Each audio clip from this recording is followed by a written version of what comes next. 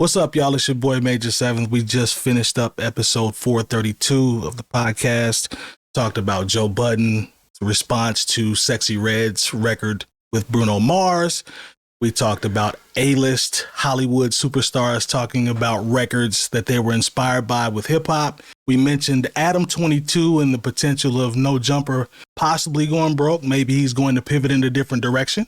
We also talked about hip-hop in the 90s and how that can be blamed for a lot of things that it really should not be blamed for.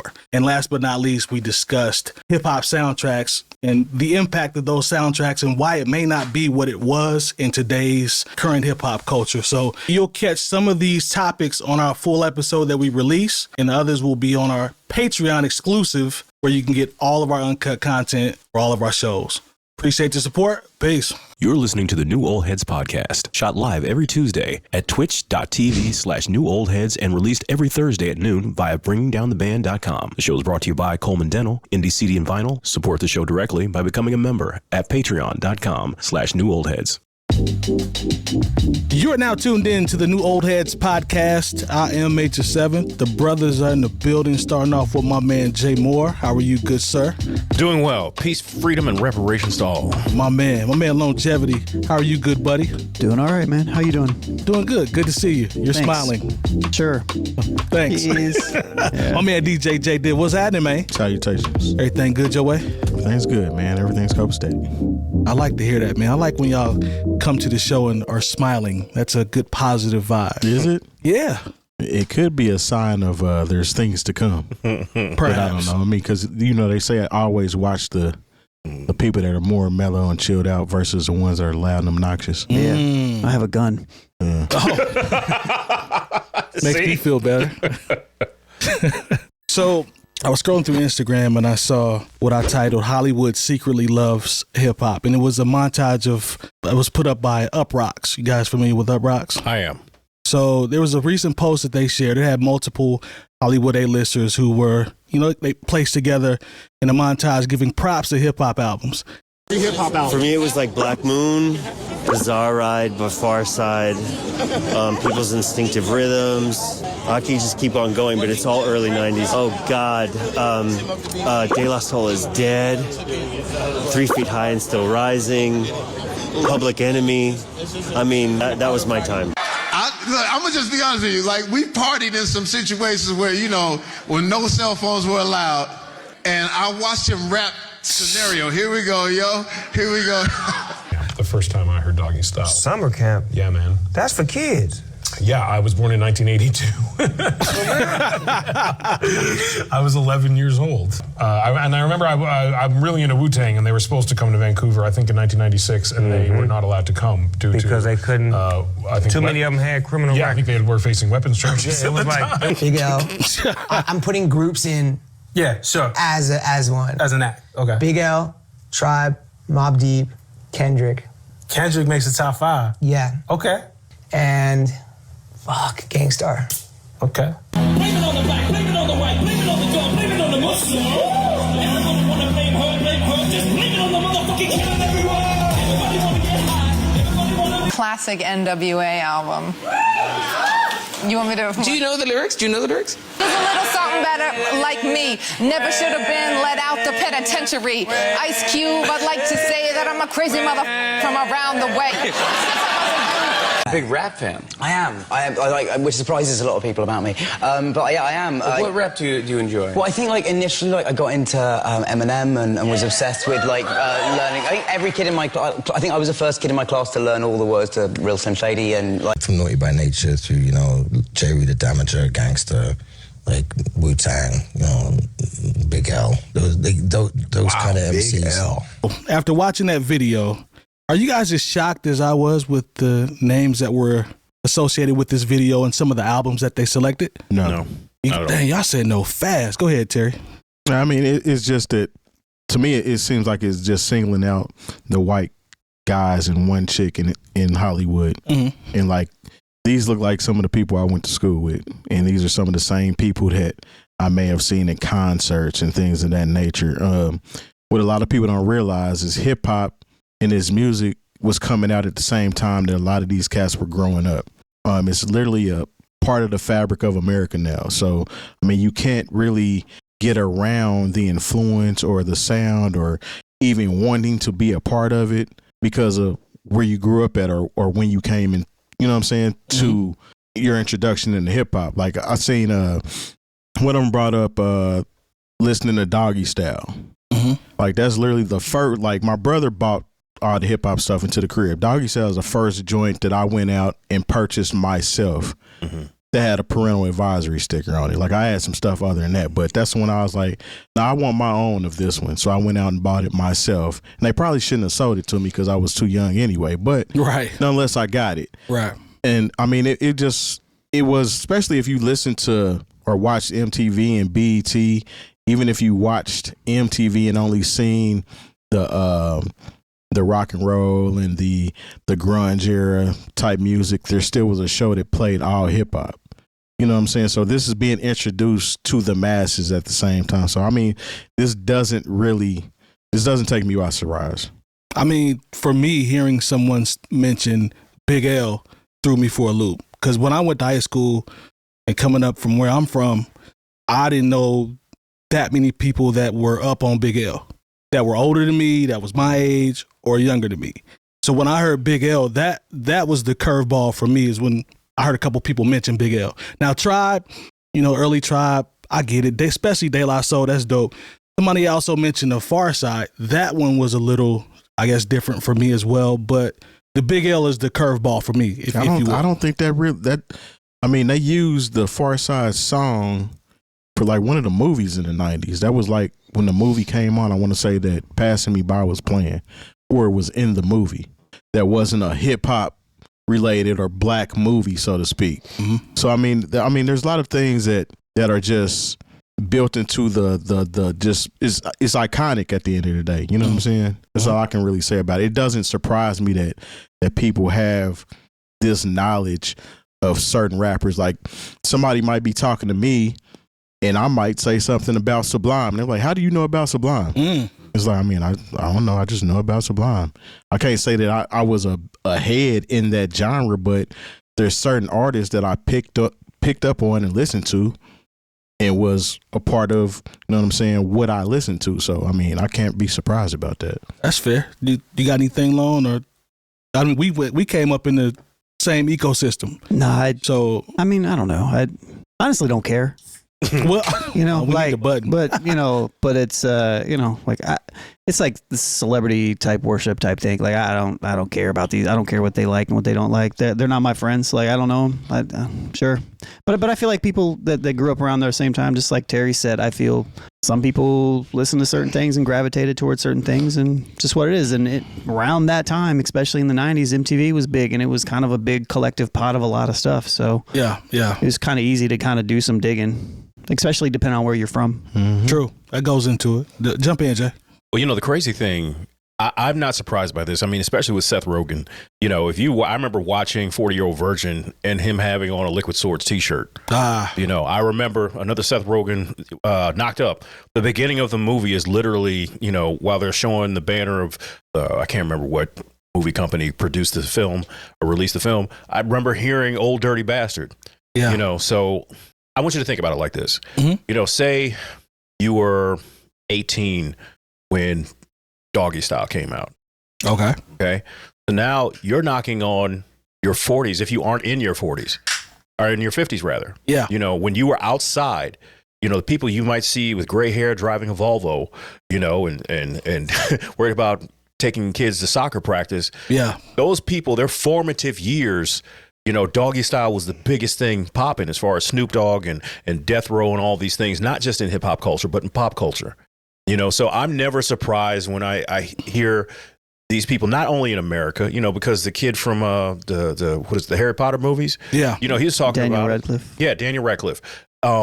It's not from here. I mean, I'm sure like he was here back and forth because he's in the Hollywood system, but you got to understand, this isn't just American pop culture. This is pop culture that goes around the world. A lot of times when we have discarded our rappers here and we're like, oh, that's not popping anymore, they are still seen as big celebrities when they get across the water.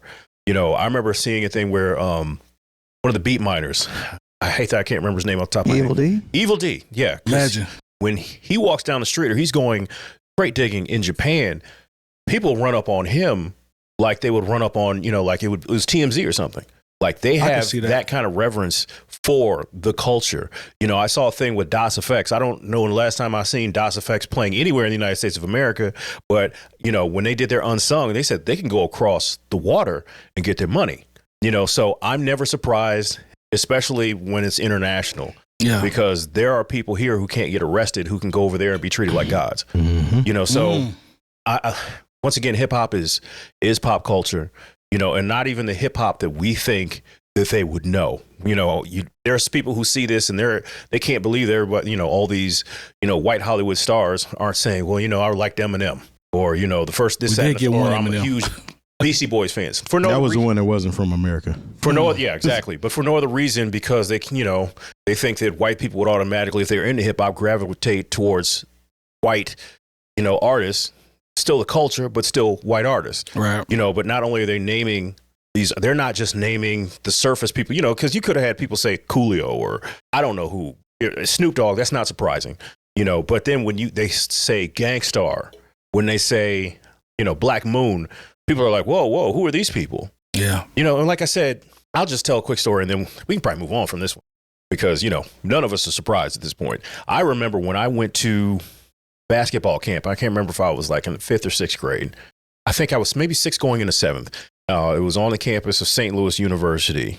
And like the coach at the time was a cat named Rich Grauer, and he had his own basketball camp. I'm meeting people, everybody's kind of their own little version of a baller, if you will. And I met these kids. There's a private school in St. Louis called Chaminade. And we were just listening to tapes. Like some people brought a boom box, some people brought a TV. And I remember that's when like I had heard NWA and Eazy-E, but I wasn't big into buying music at the time. My money was for video games. So, I heard what was on the radio or the Hip Hop Countdown and Report or mix shows or what somebody else might have had. That was the first time, somebody sat down and was like, yo, have you heard the entire NWA album? Some white kids who went to private school where they were ones to break out the NWA album. So this was already a part of their culture. And like I said, those are kids who, they're probably all grown up and have their own families now. And, when you see somebody with gray hair who might have on, a suit and tie, that person is potentially, as much into hip hop as somebody who has on baggy jeans and a pair of Timberlands. So the culture is just, it's something that can't be denied at this point. Hey, I guess we shouldn't be surprised. We should never be surprised when people are into the culture. Hey, well, Mike is. Yeah, clearly.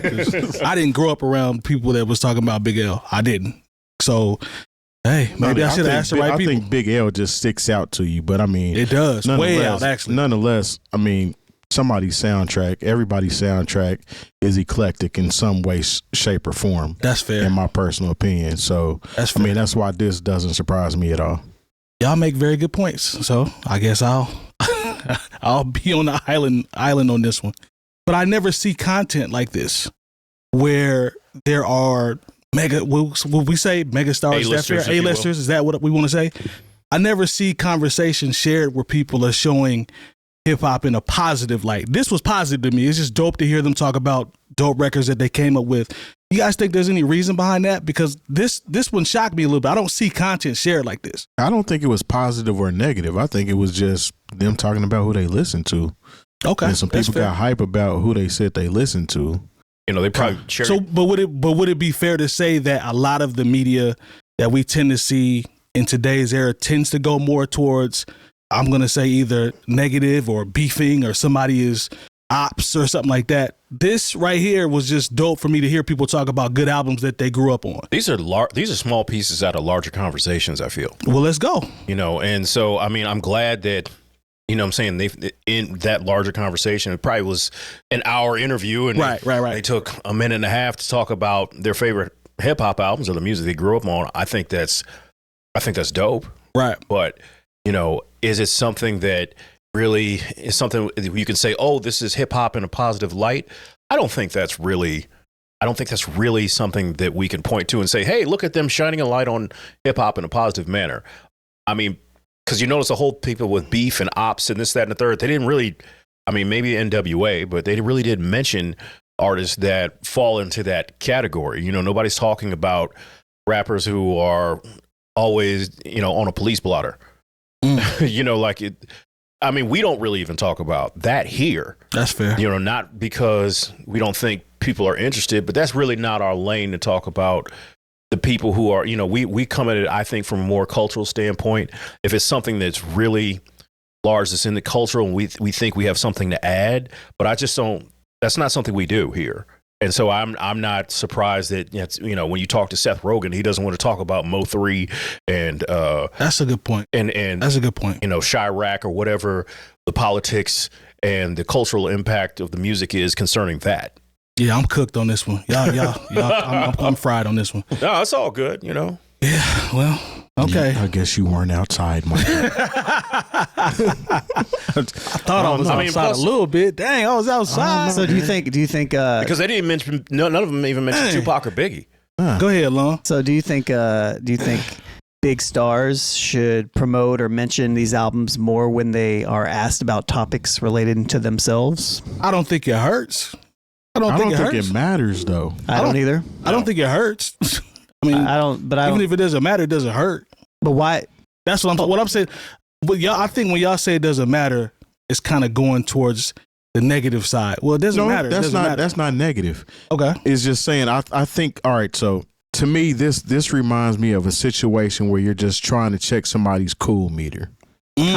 Like, is this person cool? Can I relate to this person on a certain level? Because my guy actually sent me the video of Pascal saying that he listened to Diggable Planets and essentially this video, right? Like the same video. He sent it to me like 2-3 weeks ago, and I was like, I always knew he was cool, and he was like, yeah, me too, and that was it.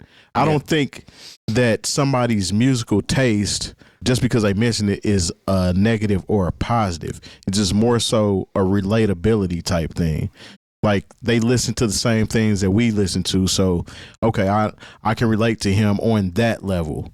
But other than that, I mean, remember how I gave y'all the story about how you used to be able to differentiate who was cool by what their musical taste. I remember that. And then I went to a Texas Roadhouse, and the dude is playing some music that I would quickly identify a person as being cool. He had a MAGA sticker on the back of his truck. Yeah. You know what I'm saying? So it's like things have changed now to where even things that you thought would identify somebody as cool, that's just kind of how they grew up. I mean, and they became this other person. That was them at that point of time in their life. So, like, I mean, this whole discussion of just because they liked some, I can't even say A-list rap artists, because these are some of the more elitist rap. I think, and that's what made your antennas go up. Oh, they like this type of rap. I don't really think that really makes a difference, or it doesn't. There's no credence to it in my book. Yeah, and I don't think they have any responsibility to like talk about any particular type of hip hop artists or to amplify hip hop artists in a particular type of way when they're interviewed or go out of their way to do that. I don't think that's like a thing. You know what I mean? Like, like this isn't like a social issue. This is just like the music you like. Right. I see where you're coming from. The cool meter thing is a very good analogy, by the way. That makes sense. Now I got excited about this. Maybe this is be 2 for 2 of me getting excited about something that is not deemed or should be looked at as exciting. But Cube confirmed, Ice Cube, legendary Ice Cube, is confirmed that he's going to do the next Friday, or the last Friday. I think it's going to be called The Last Friday. Cool. I'm excited because to me, that movie's associated with hip hop and is iconic and legendary. Like, I'm excited. But the first thing that comes to my mind with these movies is soundtracks, right? Because if we being honest, some of these movies have good soundtracks, some don't. Like, how memorable was the first Friday soundtrack? Do you even remember? Versus the second one and the third one, right? So my question is, I want to start here. Why is the soundtrack a lost art at this point? And if it's not, can you give me examples of recently successful soundtracks? Jay's talked about this in the past many times. Yeah, the thing is with soundtracks, I'm talking about more recent now, not. Yeah, can you give me any? Yeah. Well, it's a different kind of. First of all, it's a different ecosystem because, I mean, because I remember there was a really great soundtrack for Black Panther. That's mine. Black Panther. Yeah, but there was also, it was a movie about Fred Hampton. Jesus the Black Messiah. Yeah. There was a really great soundtrack for that. Mm-hmm. You know, and it had, you know, a lot of artists from Chicago, and then older artists, and you know, what I liked about it, and if anybody who hasn't heard it needs to check it out, it had artists that you weren't known for doing, I hate this term, but more conscious hip hop things, you know, because everyone there had something to say. And so, like, I really enjoyed that particular project. But you got to understand, you know, it's not like the days when you went out and bought the Soul Food soundtrack or the Menace to Society soundtrack. We move on from these soundtracks just like we move on from every other soundtrack. You know, so I don't think there is that same kind of attachment to soundtracks. Because at one point, soundtracks used to be the best bang for your buck because you got so many artists, and like you might have 5 or 6 singles on a soundtrack. You know, so when we talk about Above the Rim, which is just legendary, we talk about Juice. We talk about, like I said, the aforementioned Soul Food. You're talking about Boomerang. Oh, Waiting to Exhale. You know, for all my R&B heads, especially Best Man. These are soundtracks that you could play all the way through. Now, there's some bad soundtracks out there. I'm not going to. There's a lot of them. You know, there are soundtracks that might have been more popular than the movie. You know. Oh, yeah. High School High. Yeah, High School High was an incredible soundtrack. It had Who Wear on it. You know, had out of all things, like some Pete Rock joint, De La Soul was on there. Lil Kim. You know, these are soundtracks that, like, you might have got 17 songs, 12 or 13 of them might have been dope. Yeah. You know, so we come from that era where, like I said, it was the bang for your buck. Now, also, when you're talking about soundtracks, if it's not done by one company or one artist, there's a lot of rights issues that get tied up. True. So I think that's where the main issue. That's where I think that's where you know, a lot of this soundtracks have kind of fallen off, or it's not a thing that is as popular anymore. Because, like I said, I think it's only been like 4 or 5 years now that you could listen to a Mo Money soundtrack, which was produced pretty much all by Jimmy Jam and Terry Lewis. Yeah. You know, you still can't listen to the Higher Learning soundtrack. So if you want to stream Ask of You for Raphael Sadiq, there's songs missing. Like, you can get, sometimes you can go stream some of these. It'll show you the song, but you can't play stream it. Yeah. You know, and I don't think that one's on there at all. So I think it's more, the reason we don't see it is because it's too complicated when it comes down to a rights issue. To stream, you know, the paperwork is not there for you to have 12 songs with 12 different artists from maybe 10 different companies and production situations. You just can't do it anymore.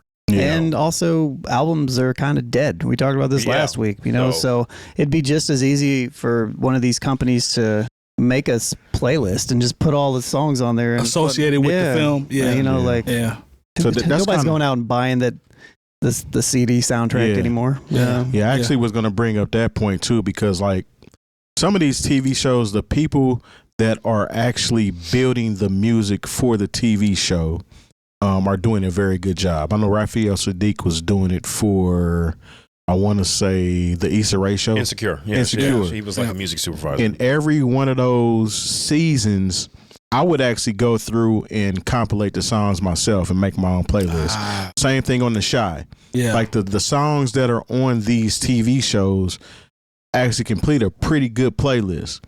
And I think that's kind of where the soundtrack has moved to, is more so somebody curating the sound and putting these songs where they need to go to make the movie or series make sense. And it actually makes for a good, you know what I'm saying, listen, but it's not a hard copy or a official compilation, so to speak, of this situation. So I don't know, man. I don't think we're in a place where that's going to really happen. They threw Kendrick a bone in TDE by allowing them to curate that Black Panther soundtrack, because they did a great job on it. But I just don't see, it's not as important now. I listened to that Black Panther soundtrack as a soundtrack and was impressed. Like that, I know that's how they sold it as a Kendrick Lamar album that was associated with the movie, but essentially, to Terry's point, it was sold it as a Kendrick project. Well, I mean, he's on what 90% of the records sold it on as there? a Kendrick Lamar executive produced Maybe that's what situation. because he's on more than half of those records. for the whole joint. But it gives you the vibe to Terry's point about the playlist, because I did the playlist thing with Bel Air. There were great records that I heard when I watched Bel Air, and I looked up, and to Lone's point, they had a playlist. It didn't say Bel Air's official soundtrack. It said Bel Air playlist. That way you can get around the, all that. The hoops. Yeah, you just add them to a playlist, and all the rights are directed in the ways that they're supposed to be. Because the Friday soundtrack came out on Priority Records. Mm-hmm. Yeah. So, and what people a lot of people don't realize, there were 2 Friday soundtracks for the first movie. There was one with, the old school. Yes, exactly. It was Friday Old School, which I had that one too. And what's the name had the same thing? Dead Presidents had a similar situation. So, instead of Priority, having to get the rights to package and sell this stuff, it's like, okay, these are the, I Want to Get Next to You by Rolls Royce is on the official Friday playlist. So, I'm interested. I don't know. I wasn't so much a fan of the Next Friday and the Friday After Next. That's what I wanted to ask. They had moments, but Friday wasn't Friday. Yeah. Friday is one of I saw Friday in the movie theater. I remember, shout out to B. Holcomb. I went to go see it with him and my man Greg. And then I just remember they showed it on the campus movie channel when I got to Carbondale. I felt like it was on almost every day. Yeah. I don't know if it maybe is, that movie marks time. And so that's why I have more of a connection to it. But the other 2, I was just like, I think like what Friday After Next came out, almost 5 years later. And then what's his name wasn't in it? Smokey? Yeah, Smokey wasn't in it. I mean, shout out to Mike Epps, because he filled in nicely. Very well. I like the third one myself. The third one, in retrospect, the third one was fire. I did fine. The second one, I liked all the movies. Yeah, I can't say that for the soundtracks. Right. Yeah. All right, man. Let's talk about good old Joe Budden. Joe Budden will find a way to say something. And he's pretty open and, usually doesn't care on what he says on his show, but I think he cares a lot, actually. You think he cares? Yes, he does. He cares a lot. Cares about what people think about what he's going to say? Yes. I think he cares a lot about the words that come out of his mouth, and I think he is very intentional about it. Oh, calculated.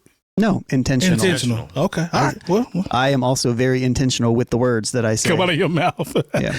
All right, man. So Joe Budden clearly, and not the title of this, Joe Budden isn't sexy. You'll see why when I read this. Legendary hip-hop MC Joe Budden recently voiced his opinion on the Sexyy Red and Bruno Mars collaboration, Fat, Juicy, and Wet. Ew. Okay. When didn't this come out like several months ago? Yeah, but he suggested that Mars, who built his career on vintage soul and pop, veers into a hyper-sexualized territory, seemingly to match Red's provocative energy. Okay. So let's play the clip, and I got a couple questions.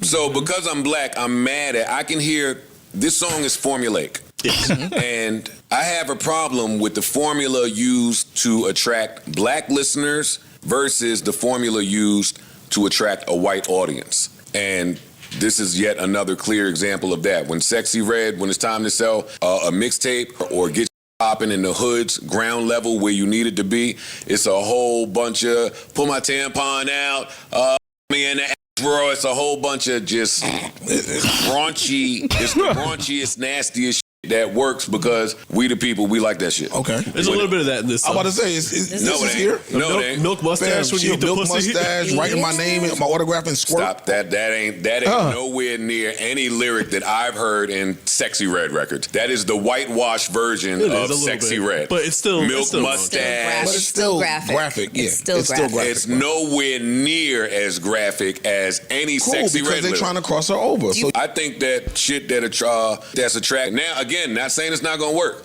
but I'm calling code switching when I see it.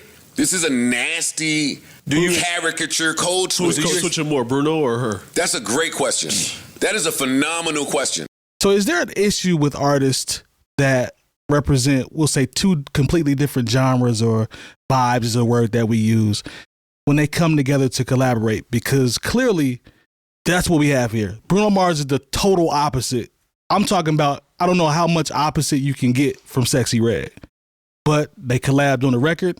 I guess it's doing well. It's not my thing, but I've never heard it, so I don't even know what it sounds like. But finish the question. You probably know what it sounds like. Yeah. But go ahead, Jay.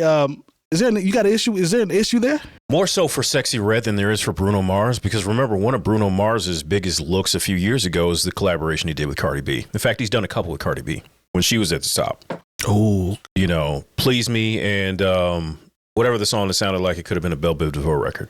When Sexyy Red, on the other hand, you know, she's probably got handlers who are like, hey, you need to ingratiate yourself to another audience because you're getting burned out on the audience that was supporting you during the beginning part of your career. You have to start crossing over, because that's what they do with all artists, what they see that potential in them. Mm-hmm. Now, I will tell you this, because once again, I look at chart position and I look at the difference between, the first week something is out and when people are talking about it, and the difference between what happens 2 or 3 weeks later. This song hit and fell right off the charts, because honestly, I don't want to hear Sexyy Red's music at all. But, you know, if I'm going to listen to Bruno Mars, I want to hear him do something else with Anderson .Paak. That is the point. You know, I'm not surprised that he would do something like this, but, you know, Sexyy Red, I don't think she has what it takes to try and cross over at this point. Now, mind you, since I don't run a nightclub anymore, I haven't heard a Sexyy Red song since the Casbah closed. Not in passing. Yeah. Not, you know, I don't listen to commercial radio. The only time I hear it is when I'm in an Uber. But other than that, you have to understand this song did not accomplish anything that it set out to do. Because it screams unnecessary. Yeah. Exactly.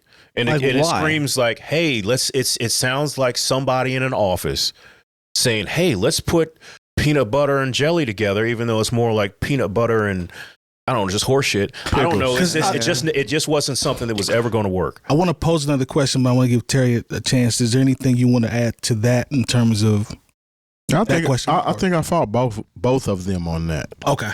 Because right now, Bruno, ever since the joint situation with him and Anderson .Paak, he's been kind of quiet. And this may have been his introduction back into the scene, kind of alluding to him dropping new music. So honestly, I fought both of them because he doesn't need it. He doesn't need it, and maybe, like you said, Sexyy Red is searching for a crossover hit, but it's not necessary. And then when you add the video to it, there's no way that's going to be a crossover hit. I don't know if y'all seen anything from that video. No, but I hadn't seen the video. That's no. But I also say, like, I don't think this represents all genre crossing. Mm-hmm. No, to your point, you know what I mean? Right, Like, this right. is just a bad pairing. Yeah, it's a bad pairing. And the thing is, honestly, Bruno didn't need this. Sexyy Red, saying, because Bruno won a Grammy with Lady Gaga with, you know, the Die With a Smile record, you know, and also he's had a big record with Rose. It's called Apartment or APT or whatever it is you want to say. Yeah, my daughter loves that song. Exactly. So he's got huge records out right now. This song was a flop. It was, and I kind of agree with Joe Budden on the point. I hope this is sticking to the bullet point, but he talked about code switching. Mm-hmm. So with the code switching, I'm a Bruno Mars fan. I like his music, but when you go through what he's put out, there is a definite change in there. He's done a lot of genre. He's done pop. He's done like the super pop type stuff where it's super energied up and animated. He's done the kind of ballady thing. He's done the soul with Anderson .Paak, and he's done the R&B. Mm-hmm. So it's like, is he code switching, or is this just part of his DNA? Is he just giving you something of everything that he's into? For him, this reminds me of the, you know, for lack of a better term, like we're going to talk about Bruno though. When the white guy comes around and he's like, yo, yo, yo, and it's like, we know you don't talk like that. So let's the Cardi B records honestly made sense in the context of what Bruno had done before. This makes no sense at all. So let's go this route from a responsibility standpoint. Does Bruno Mars have a level of responsibility as it relates to his choice of artists? You can just use this as an example for this particular collaboration, because I look at him as the larger artist with, you know, obviously more reach. To Terry's point, I believe everyone's alluded to it, that he doesn't necessarily need it. So is there a level of responsibility with him choosing to do this? No. I don't, it's puzzling when you have a record out with Lady Gaga that's been topping the charts for the entire summer. Mm-hmm. What did you think this was going to do for you? Once again, I feel like, or maybe it was a big check for him because, you know, sometimes there is a check involved that's too big for you to deny. And you think this is easy work. I'll get out here and this will be a look, you know, and if it doesn't work like it pretty much has, and I still can go back to these Lady Gaga records. I think there's a level there, but the check is what I initially said when I, you know, heard a piece of the record. I said, the first thing I said out loud was, man, that check must have been crazy because it didn't match so much to me when I initially heard the record. I was like, yeah, the check has to be there. This has to be a check move. Yeah, and it's also the subject matter at the end of the day, right? Because you're trying to you're trying to create a new WAP, and it's just not necessary. That was one of those things that was hot at the moment, and nobody's probably going to create another one of those that go off like that.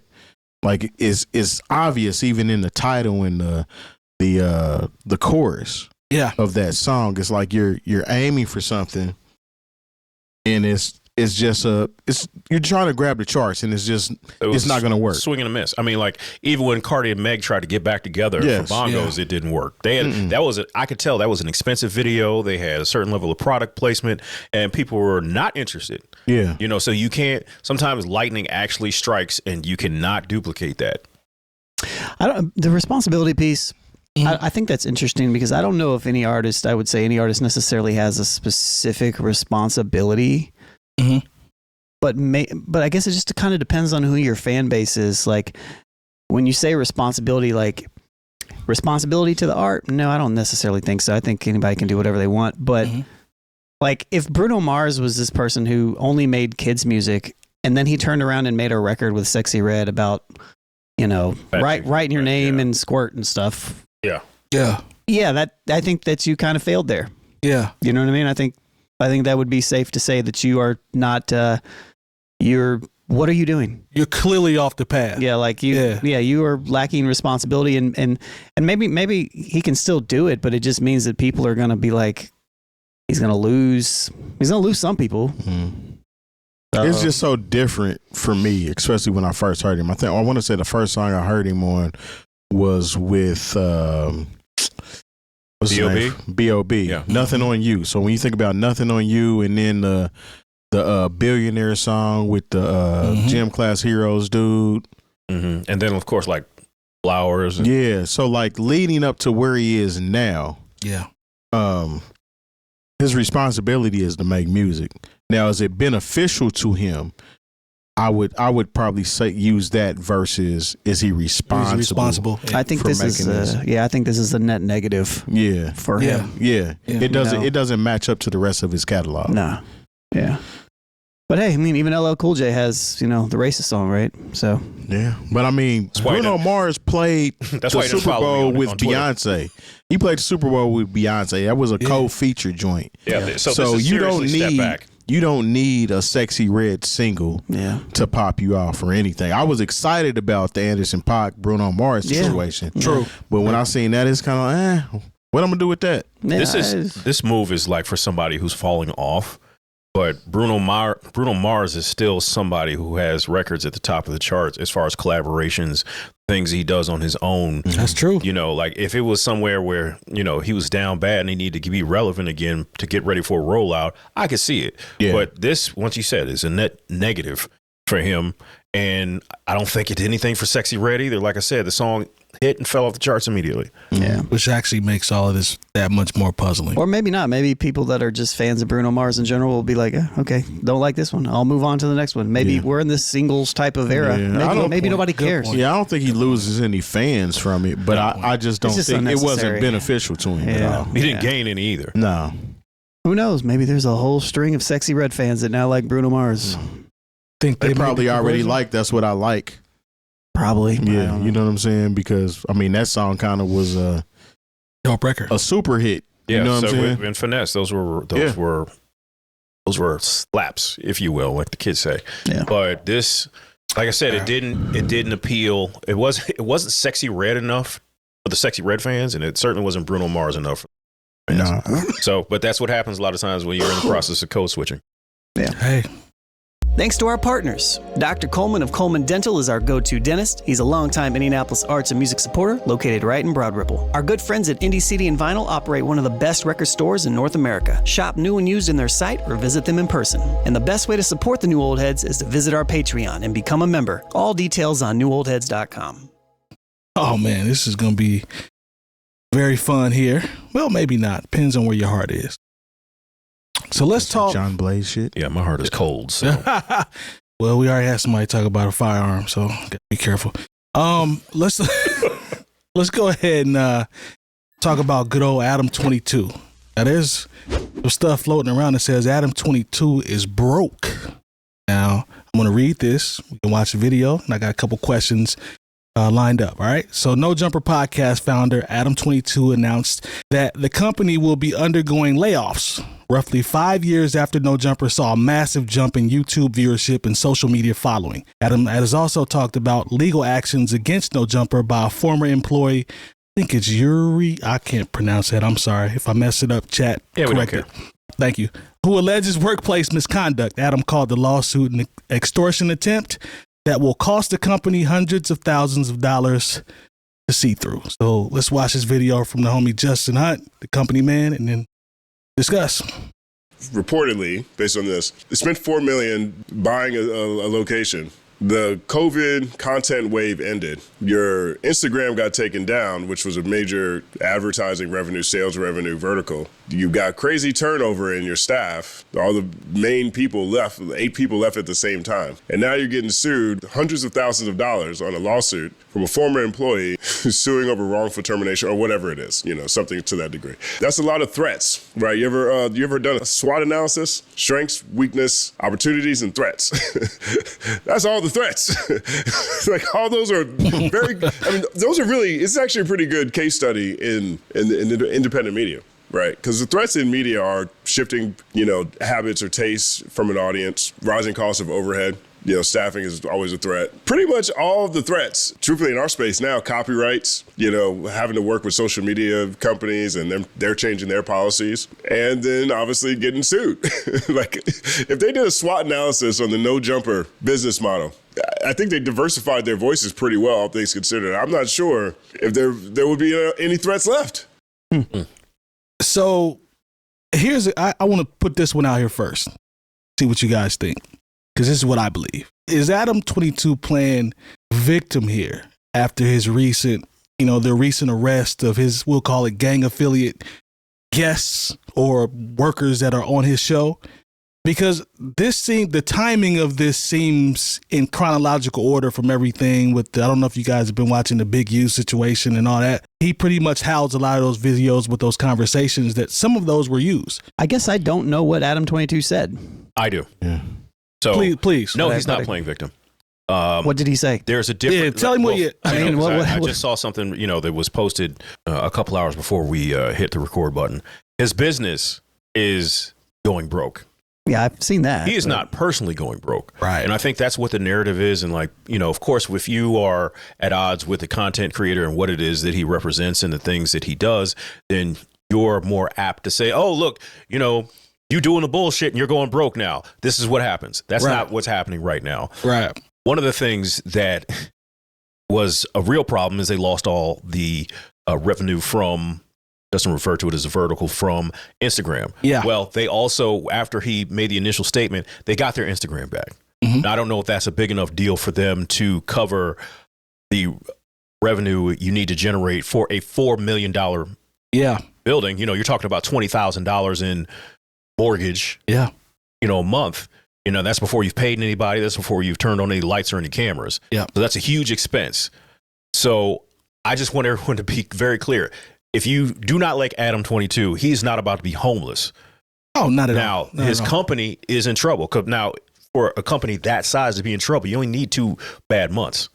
But he's like a lot of companies that overextended themselves during the pandemic. He's like a lot of people who overextended themselves during the pandemic. You went out and bought these cars above sticker that you can't afford, and now all of a sudden in the United States of America, every month is the newest, highest month for repossessions for people's cars. So this is kind of a microcosm. I don't know, maybe that's not even the right word, but when you see what's going on with Adam 22, this is about so many people who overextended themselves during a time when we can't even point to anything else and say, oh, this time was similar to this. You know, we're coming out of the pandemic when all people had to do was sit and look at their computers or look at their phones. So he made decisions during that time, and you're basically thinking, okay, there's going to be an upscale going forward from this. And no, you're only going to go down when people have other things to do and can go back outside. It's the same thing where if you put a lot of money into Versus, when's the last time any of us heard anything about Versus? So what you're saying is this is more towards bad business practices and has nothing to do with succession of the things that he's been associated with in the last 2 or 3 months leading up to this. Because I've never heard Adam 22 say anything about hurting for anything until now. I mean, that lets you know how bad it must be right now. Like I said, you only have to look, if you're 60 days behind on your paying your car note, you're going to feel some type of way. If you're looking at being 60 days behind on paying on a $4 million building that you bought because you thought the scale of your business was going to increase after the pandemic, then you're going to feel that, you know, on top of being sued, on top of losing your Instagram. This is a post about business going wrong. I don't think this has anything to do with the criminals that he has up there. It might. Allegedly. You know, I don't just say they're criminals, but people who are a part of the criminal The feds world. don't come for us because we're not criminals. The feds don't come find people that have been picking flowers. Hey, man, you can indict a ham sandwich. Oh, go ahead, Terry. This is Trump's America. Yeah. Well, you got me there. I mean, they're deporting residents. Yeah. So, anyways. I stand corrected. Go ahead, bro. My point is just hypothetical. Mm-hmm.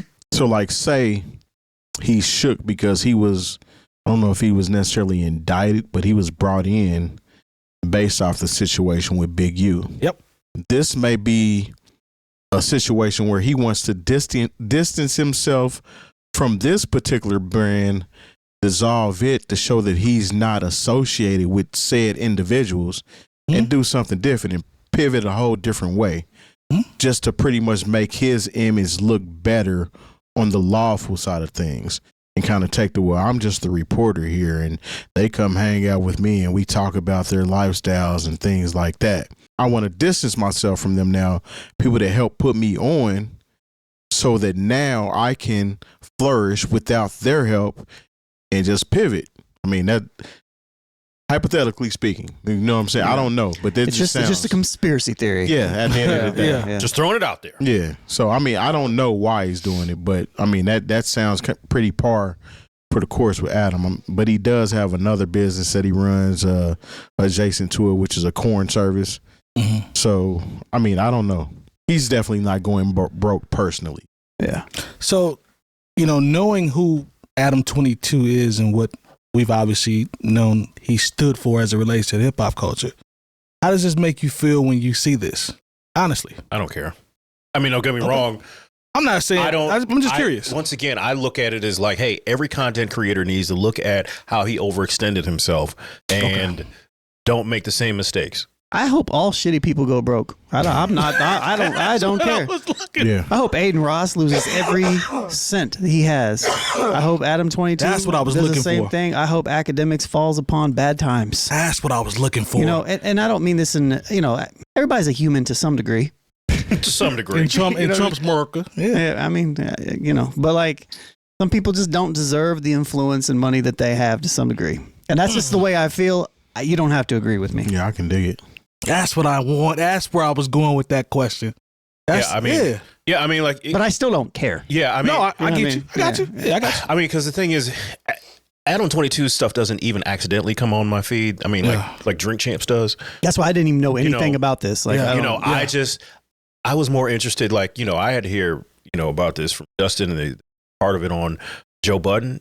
Yeah. You know, so when I'm hearing it, like, I'm hearing from a business standpoint. Mm-hmm. You know, when I hear about some, you know, think about there was this app they tried to make a big thing. Steven Spielberg was behind it. It was 10 minutes of content. It was a whole app based on 10 minutes of content.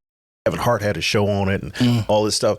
But then, of course, it happened close to around the time of the pandemic when people were not on the train or and these commutes where they could watch this 10 minutes of content. And so the whole thing, like they sunk lots and lots of money into it and it failed.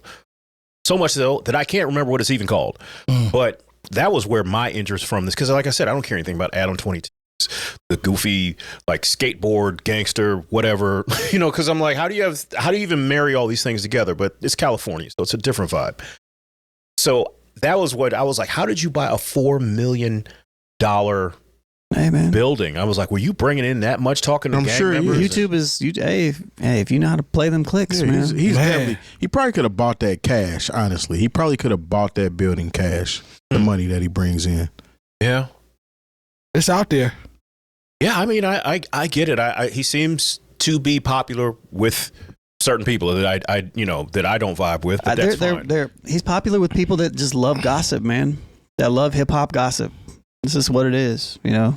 It's just, and that's been the driving force behind his success. 100% what Lone just said. Everything is based off that gossip, hip hop gossip. But it's like street culture, which he's not a part of. It's like street culture gossip, you know. Yeah. It's like which he's I not want the no parts first. of. He's not the first to do it, and he's definitely not the last. Yeah, that's true. But I guess I'm trying to, from a business standpoint, understand the overextending financially of your business and completely misunderstanding the scale of your business. Maybe who knows? Maybe things just changed, you know, or maybe it's what Terry said, because that actually kind of seems feasible. I'm with Terry to some degree. I mean, like obviously it's just an idea, but like because if you're a business, less things have happened. Like that's not too far out there of stuff that we've seen. You know, true. You know, because if you're a business, you get sued on a regular basis. Yeah, you know, so one person suing you, potentially destroying your business when part of the insurance that you pay as a business is to cover things like this. That's why I don't believe it. That's where my wheels start turning, because I have a little bit of experience in being sued as a business. That wasn't going to shut down said business. Yeah, you have insurance for that, and a lot of content creators, especially on that massive scale, have this stuff exists. Yeah, you know, so there's no way that he doesn't have that. Yeah, there's no way. So I'm aligned with Terry's hypothetical. And then he probably has to have a whole nother set of insurance for his business based on the corn. You know what I'm saying? Because I'm sure that's different licensing and different hoops that you have to jump through in order to even publish that type of thing. But that's different from No Jumper, though. Yeah. So it's like not even relevant. But he's saying Adam 22 as a whole being broke.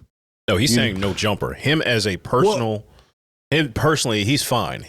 You know, that's what Jay said. Yeah, he's not going to have to yank his kid out of private school or sell his house or his cars or anything like that. Plus, he said, like, I don't have expensive cars. I don't have a ridiculously expensive house. There are some content creators, you see them out here with the Ferraris and the Lambos. You're like, whew, and you better keep going, because it's going to be a problem if anything happens to you. Yeah, yeah. Personally, but his whole situation, this is all contained within the business that is No Jumper. Okay. I'd be okay if it went away. Yeah, I don't think it would bother me. Would hurt my fans. I've never been a fan. Yeah. The only person I ever paid attention to on that program was Crip Mac, and it's just because he was funny to me. Yeah, I have no idea who that is. Yeah, Crip Mac was the Crip from 55th Street, and he used to talk real raspy and rough. And I didn't even watch it. Like, is he a rapper or something? He's like a Crip gangster dude, and he's an old Crip who likes to get on the ain't internet. really old. He's locked up right now. That's why surprise. That's why he hasn't been on No Jumper. But he was a character, so to speak. He was a character, and it was entertaining, not to the point where I would watch a whole episode. It would be more like clips of him talking.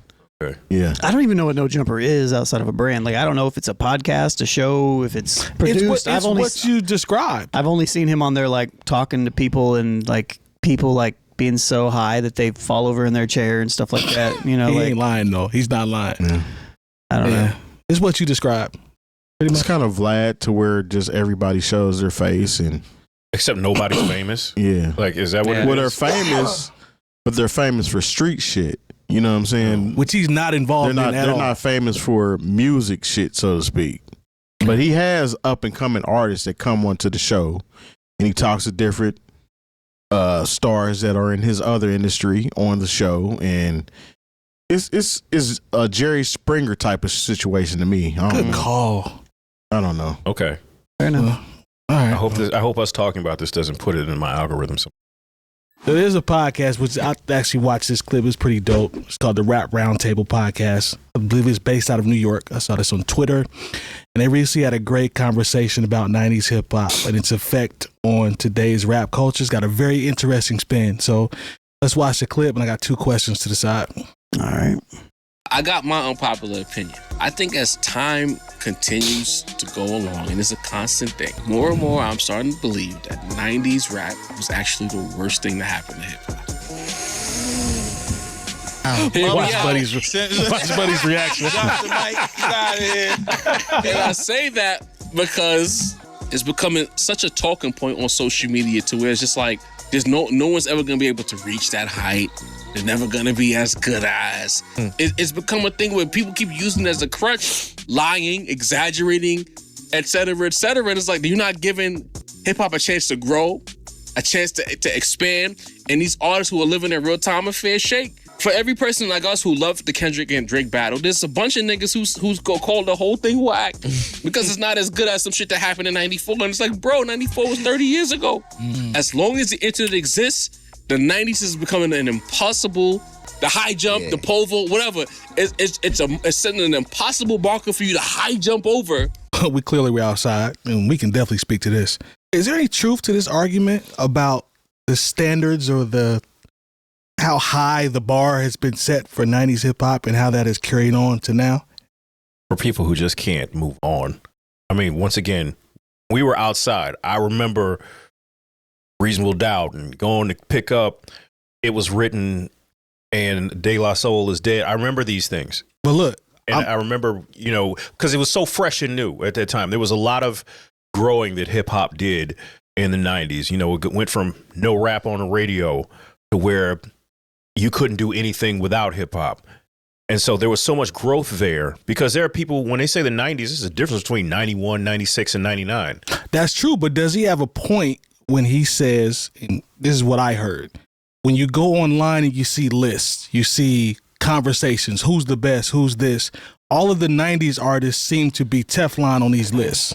Like, there's always, the 90s are up here with the artists, Nas, Jay, all the people that we grew up on. They seem to be unshakable on all these conversations. I don't know, man. I feel like the only people that really, you just got to be like one of those hip hop elitists almost, where you never leave the 90s. Trapped in the 90s. Yeah, it's like you trapped in the 90s, man. There's a whole bunch of music that's come out since then that's been great. And I feel like that stuff comes from that. Personally, that's just my opinion. I don't know.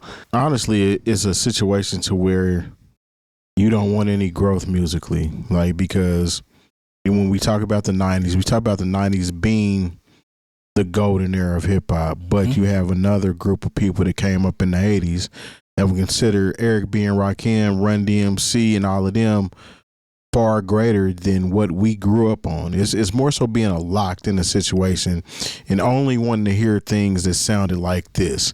And I think that I remember Il Brown telling a story about when there was a concert that featured the Lox, and it also had Griselda. Mm-hmm. They were there, and he somehow all the old heads was talking crazy about Griselda or something like that. Fast forward to now. Now you're appreciating that sound. Mm-hmm. It's not the same sound, but it's adjacent. It's like people just need to open their ears at the end of the day, because I don't see it's a bad thing that people revert the 90s rap, so to speak, but I do think it's a problem where that's the only litmus test that you're matching everything up to. Like, everything has to be like this, it has to sound like this, and I think that's part of the resurgence of some of that 90s sound, which has been putting Derringer and even Alchemist back in talks about being the it producer, because it's giving them that same feel. But music is vast, man. I've heard a whole lot of stuff since the 90s that I really enjoy. And I still enjoy the stuff from the 90s as well. And I don't compare the two. Now, I will say this, though. I was talking to my niece. My brother asked my niece, who's her favorite artist? as far as now speaking. And she said, I don't know, everybody sounds the same. And this is somebody that's 26 years old. Wow. Saying that. Now, the popular stuff sounds the same. And I think that's what a lot of people who point to the 90s always talk about. Well, 90s sound like this. Everybody was eclectic. And now all the new cats sound the same. You know, the gentleman also made a good point that we've made on this show. He said the 90s had trash too. We've said that. It's just absolutely. It just was, you know, the access to it was different. And there were years where arguably if 30 records came out, 10 to 15 of them actually ended up being classic albums for said artists. Yeah. You know what I'm saying? Like, I mean, we talk about 96 and 98. Yeah. And hell, 94, 95 even. If you look at the list of albums that came out during those years, they're always revered as classic albums. We don't really hear a whole lot of classic talk anymore. And it's kind of goes to our conversation we had last week because of publication.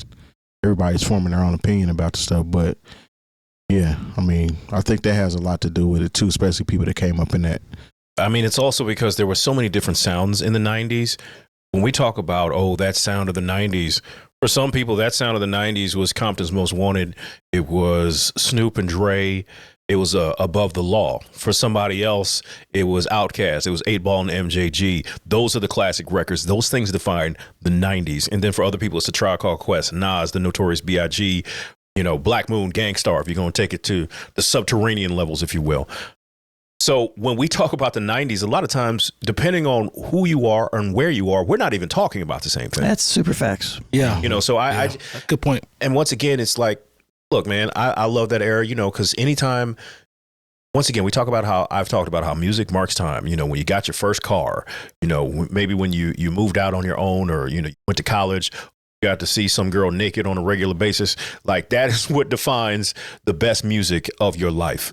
And some people are still stuck. It's like the people who still talk about, you know, that time they scored 4 touchdowns in the big game in high school. It's like, Al Bundy, you haven't done anything else that would put a smile on your face and that marks time for you in a way that you can enjoy music that's come out since then. Yeah. Like I still enjoy music that's made today in a real way. There are still things that I'm like, man, I just love that. That's dope by somebody who's probably 25, 30 years younger than me at this point, you know, because I'm not stuck there.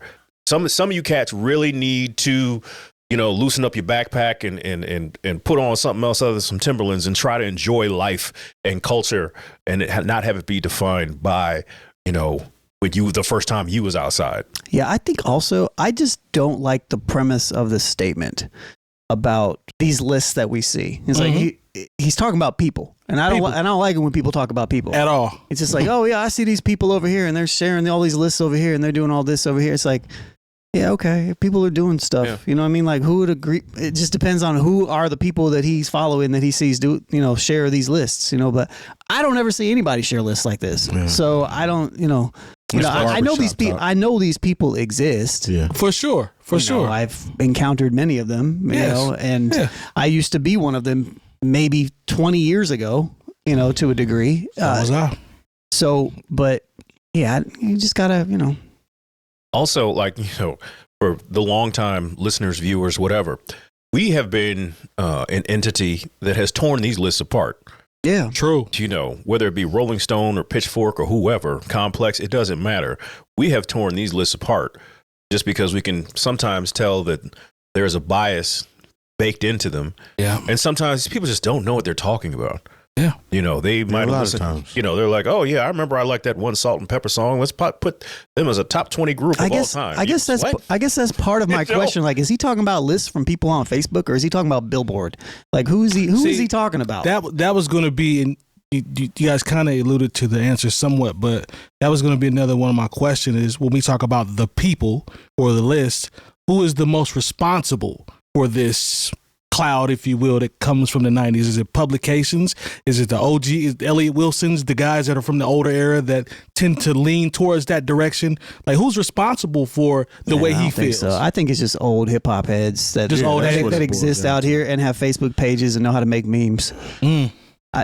Which can be seen by a lot of people, to your point. That's what I mean. You know, it's like, it's just that casual conversation. That's where I see it anyways. Like back when I was on Facebook, like I would see these posts pop up in these groups that I wasn't a part of, but they would populate every once in a while and be like, this is why Big L is always going to be a greater rapper than Big Sean or Kendrick Lamar or whatever. Yeah. It's just like, okay. And it's like this whole hypothesis theory. And then there's groups of people just arguing this stuff. But people that are a part of these groups are the people he's referring to. Yeah. Right. It's like the hip hop now sucks, but you couldn't tell me any artist outside of Kendrick, Drake, and J. Cole. Like, you don't know anybody else outside of them and Sexyy Red. Like, there's an entire ecosystem of music that exists and lives out here that's actually dope. That you could spend positive in, or you could, instead of putting that negativity towards the stuff you don't like, just go find the stuff you do like. Jump in there, Terry. You got anything on that? I mean, really ain't a whole lot to add to it. Yeah. I mean, based on what we've discussed, it's just that people aren't listening to things outside of what their comfort zone is, and that's simply what it is. You can't blame it on 90s rap. You have to blame it on the consumer. Yeah. You have to blame it on yourself.